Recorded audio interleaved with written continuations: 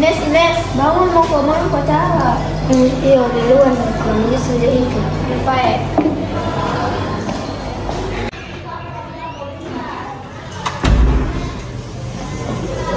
Baca. Apa? Manis. Sudah kelas ki. Baca sudah sama. Tahu ya, belum kita.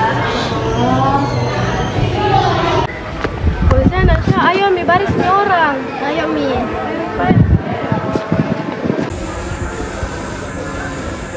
Wih, jangan Ines. Masalahnya selesai orang upacara baru nggak ada Pi. Bah, iya di mana di? Kalau kan sudah di kelas, belum datang ke acara. Ayo, cari kita. Ayo Mi, cepat.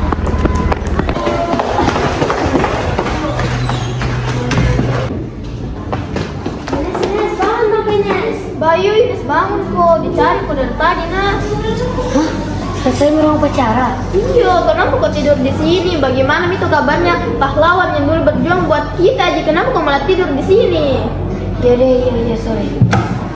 Deh Ines, kenapa kau berdua diam-diam? Masih saya sendiri yang tegur Ines. Iya, salah Ines. Tapi juga nyangkut coba begitu salah Ines. Siapa tuh malamnya capek atau bagaimana? Iya Ines yang sih. tahu. Linknya sudah Ibu kirimkan di grup, silakan langsung dibuka dan dikerjakan. Ibu keluar sebentar ya. Selamat mengerjakan semuanya. Baik, Ibu. Ines. Ayo bikin TikTok deh. Iya, ini mah. Ini mana hilangnya apa? Iya.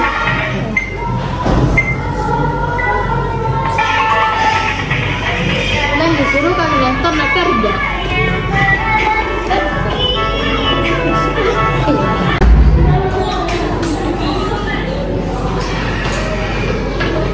Suara apa itu? Ines, kenapa lo buka HP-mu? Ini gara-gara kau mati mak. Dan dari pacaran, main TikTok, main ML, ngurus terus hidupku. Kenapa kau?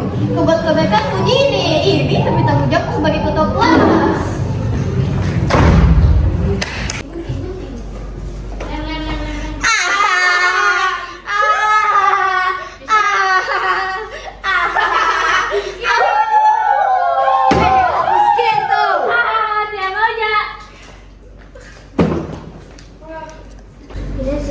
Ines, panggil kau guru BK. Kenapa lagi?